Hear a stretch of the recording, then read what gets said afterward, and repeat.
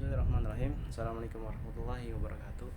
Sahabat sekalian, pada kesempatan kali ini saya ingin berbagi dengan teman-teman bagaimana cara mengolah data dari nilai-nilai yang biasa kita gunakan. Caranya mungkin sudah sering digunakan oleh mereka-mereka yang ingin mengolah data, tetapi tidak mengapa saya ingin sedikit berbagi bagi mereka-mereka yang mungkin belum mengetahui seperti itu. Ya, di sini kita punya data nilai dari yang saya sediakan, yaitu tugas, ada kategori nilai mid, kemudian semester. Nah, kita akan mencari nilai akhirnya, kemudian predikat hurufnya apakah dia A, B dan seterusnya, kemudian keterangannya apakah dia lulus, mengulang atau gagal, seperti itu. Nah, biasanya banyak di antara kita untuk menentukan persentase nilai akhir itu masih agak kebingungan seperti itu, dan di sini tidak cocok atau tidak tepat ketika kita menggunakan rumus average. Kenapa? Karena di sini setiap kategori ini berbeda persentase. Tugasnya hanya 20%, midnya 35%, semesternya 45%. Di beberapa kasus ada yang lain, misalnya ditambahkan dengan kategori sikap atau kategori kehadiran, seperti itu. Di sini saya hanya sediakan 3 seperti itu. Karena cara menentukan persentasenya dia harus dengan perhitungan yang biasa saja seperti itu, tidak harus menggunakan average. Untuk average biasanya kalau kita ingin mencari nilai rata-rata, misalnya kita di bawah ini kita ingin melihat nilai rata-rata tugas dari sekian siswa, tinggal aja average, kemudian diseleksi semua, kita akan dapatkan nilai average. Kemudian kalau di scroll atau di copy, maka kita akan dapatkan nilai rata-rata dari nilai mid, rata-rata dari sekian siswa, kemudian nilai semester rata-rata dari sekian siswa. Nah, untuk di sini untuk melihat nilai skor akhirnya, persentase digunakan dengan persentase sesuai dengan kategorinya. Di sini 20%, di sini 35%, dan di sini 40%. Sehingga tinggal kita ketik saja sama dengan klik yang ini dikali dengan persentasenya. Ini 20% tambah ini kali dengan 35% tambah yang itu kali dengan 45%. Baru kita dapatkan nilai akhirnya. Sehingga untuk menentukan nilai yang di bawahnya tinggal kita scroll atau copy ke bawah seperti itu. Oke, seperti ini. Inilah nilai akhir dari kategori nilai yang berbeda. Kategori nilai tugas, mid, dan semester. Ini tergantung dengan persentase yang disediakan. Biasanya dalam kasus-kasus yang lain di sini mungkin ada tambahan kategori nilai sikap atau kehadiran. Dan di sini tinggal kita tarik saja hasilnya seperti ini. Jadi rata-rata nilai akhir dari semua siswa adalah 74,5%. Nah, untuk mencari nilai predikat huruf, sini saya sudah sediakan kategori atau batasannya. Saya sediakan 80 sampai 100 itu dikatakan A, 70 sampai 79 dikatakan B, 56 sampai 69 dikatakan C, 46 sampai 55 dikatakan D, dan di bawah dari 46 itu dikatakan E. Dan di sini kita gunakan fungsi if, menentukan kategori dengan fungsi if. Maka di sini kalau kita cari dengan fungsi if sama dengan if, kemudian kita seleksi yang mana yang ingin dicari nilai kategori predikat hurufnya. Di sini F3 ya, F3. Ketika dia lebih besar sama dengan yang ini 80, maka kita kategorikan dia sebagai A, ingat seperti ini ya. Ini kalau kita enter ini sudah terdeteksi. Cuman masalahnya ini adalah ada banyak nilai yang harus kita sesuaikan. Oke, sampai sini kita lanjut lagi. If, jadi yang pertama tadi, if yang pertama yang ini F3, ketika dia lebih besar sama dengan 80 maka dikatakan sebagai A, didefinisikan sebagai A, nilainya adalah A. Tapi kalau misalnya if kemudian F3 tadi lebih besar sama dengan 70, kenapa dia harus lebih besar sama dengan 70? Dan tidak dengan lebih besar 70, karena kalau dia dengan lebih besar dengan 70, maka yang dimaksud adalah mulai dari angka 71 dan seterusnya, sehingga kemudian kita pakai lebih besar sama dengan 70 seperti itu. Maka dia dikategorikan sebagai B.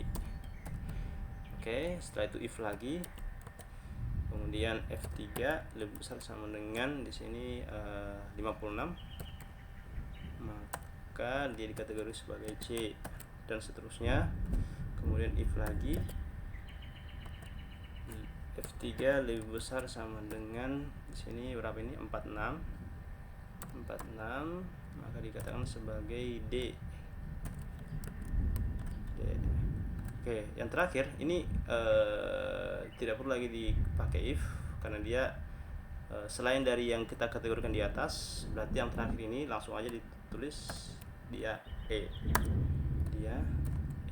tutup kurung, kemudian di tutup kurungnya perhatikan warnanya, ini biasanya dia akan menyesuaikan. Tutup kurung ini disesuaikan dengan tutup kurung semua jumlah kurung yang pernah kita buka. Jadi tutup kurung lagi, perhatikan yang ini sekarang yang kedua, tutup kurung lagi, nah itu yang terakhir. Nah ini jadi ada 4 buka kurung dan 4 tutup kurung, kemudian di enter. Oke, ini kemudian nilai predikat yang didapatkan oleh dari masing-masing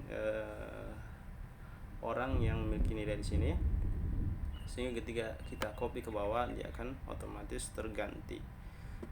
Oke, kita dapatkan ada yang nilainya A, ada yang B, bahkan ada yang D, dan di sini ada juga yang E, seperti itu, ada juga yang E. Ini untuk menentukan predikat huruf dengan fungsi if, Nah, untuk bagian yang terakhir ini saya sediakan keterangan di sini adalah untuk A dan B itu lulus, untuk C itu mengulang, untuk D dan E itu gagal, seperti itu. Ini bisa disesuaikan sesuai dengan kebutuhan. Nah, di sini kita tetap menggunakan if, tapi ada agak sedikit berbeda ya. Kita mulai dari if sama dengan. Nah, perhatikan teman-teman sekalian bahwa di sini kategori A dan B ini dia dikatakan sebagai lulus. Jadi karena dia memiliki kesamaan, di sini saya menggunakan dengan or. Jadi kita definisikan dengan cara yang sama, seperti itu. Jika jika nanti di sini G3 yang ini ya. Jadi G3 itu sama dengan A. Oke.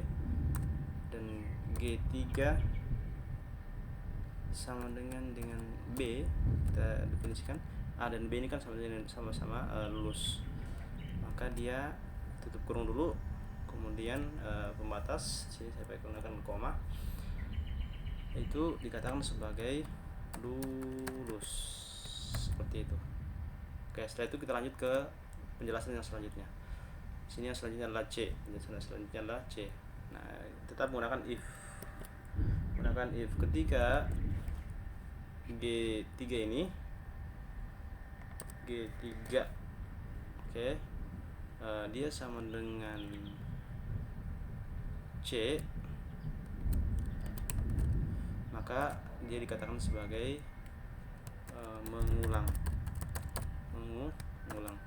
Ya, sahabat sekalian, dalam menjelaskan rumus atau menulis fungsi di dalam kategori ini, memang kita perlu dengan teliti dan hati-hati, seperti itu. Memang harus menguasai fungsi-fungsinya itu, dan kemudian didefinisikan dengan cara yang tepat. Karena sedikit saja keliru, dia akan kemudian tidak terbaca oleh sistem. Berikutnya kita definisikan selanjutnya yang terakhir adalah gagal. Perhatikan teman sekalian, seperti yang tadi, ketika semua bagian telah dijelaskan atau telah didefinisikan dengan fungsi, nah yang terakhir di sini gagal, tinggal satu fungsi aja, dan ini tidak perlu lagi digunakan dengan if, tinggal kita tekan saja gagal. Oke. Kemudian tutup kurung pertama, tutup kurung kedua. Di sini hanya ada 2 tutup balasan, seperti itu. Kita enter.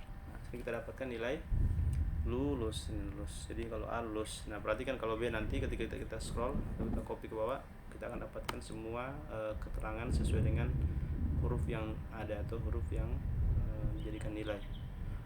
Nah, tadi di sini lulus untuk A, B pun lulus, D dikatakan gagal, C mengulang, E gagal dan seterusnya, Nah, sahabat sekalian, biasanya dalam membaca data kita butuh bisa membedakan mana data-data khusus yang perlu kita ketahui atau untuk diperhatikan sebagai bentuk perhatian kepada data tersebut. Sebagai contoh di sini misalnya yang gagal ini saya ingin tampak lebih berbeda dengan yang lainnya, maka yang gagal ini saya harus berikan warna. Lebih lengkapnya teman-teman sahabat sekalian bisa juga melihat channel video saya yang sebelumnya terkait masalah pemberian warna kepada font atau sel Excel seperti itu. Nah, di sini saya ulang lagi. Kita langsung kemudian ke home, kemudian position format, kita pakai new, kemudian kita ngambil format ini only. Setelah itu di sini ambil yang specific text dan kita tuliskan sini dengan kata gagal, ya, kata gagal.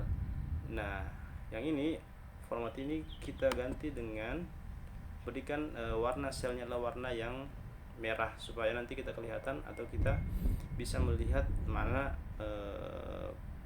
nilai-nilai yang perlu diberikan kekhususan yang terkhusus daripada nilai ini, ada nilai yang gagal seperti itu.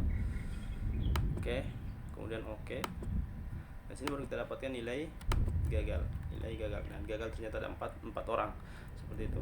Dengan cara yang sama juga kita ingin menentukan perhatian kepada data yang lain. Misalnya di sini mengulang, kita ingin cek yang mengulang berapa orang dengan warna yang lain. Maka kita gunakan dengan cara yang sama, new rule, kemudian format ini specific text, tulis mengulang. Ingat, tulisan teksnya harus sama dengan yang ada di dalam sini. Mengulang, kemudian formatnya di sini kalau mengulang saya pakai warna kuning seperti itu. Oke. Sehingga kita bisa lihat ternyata yang mengulang ada 2 orang, yang gagal ada 4 orang seperti itu. Ya, sehingga ketika kita mengganti angka di sini atau nilai di sini, misalnya sebagai contoh ada ternyata di salah satu peserta ujian misalnya tidak hadir. Ini kita hapus, misalnya di sini kosong aja, otomatis di sini terganti jadi E dan dia dikatakan sebagai gagal. Sebagai contoh lain di sini misalnya kita ganti jadi 100, dia menjadi otomatis lulus dan warna pun berubah menjadi lulus seperti itu. Warna lulus yaitu warna yang putih seperti itu. Ya, demikian sampai di sini. Semoga bermanfaat. Jangan lupa like dan subscribe. Assalamualaikum warahmatullahi wabarakatuh.